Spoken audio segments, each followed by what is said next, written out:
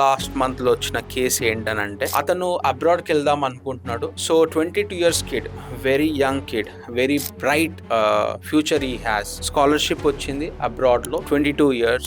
So అటు ఇటు చెడు సాహసాల వల్ల ప్రాస్టిట్యూట్ దగ్గరికి వెళ్ళిండండి. ప్రాస్టిట్యూట్ దగ్గరికి వెళ్ళి ఒక 2,000 రూపాయలు సో ఆ పర్టికులర్ టైం కోసం ఇచ్చి పోదాము అని లోపలికి పోతుంటూ అప్పుడే పోలీసు వాళ్ళు రావడం జరిగింది.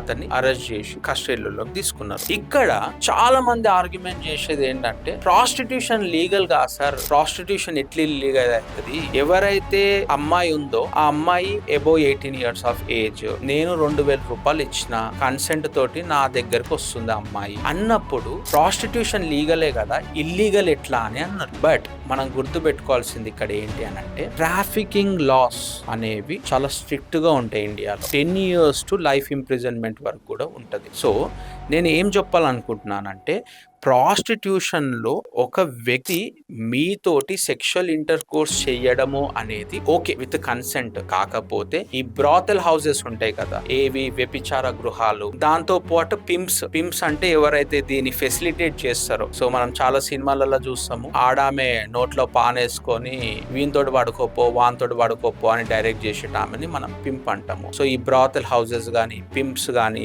పబ్లిక్ లో ఇలాంటి సెక్షువల్ యాక్టివిటీస్ చేయడం గానీ 100% prohibited. మనకు క్లియర్ కట్ ప్రాస్టిట్యూషన్ లాస్ లేవండి. But I would suggest not to go for that.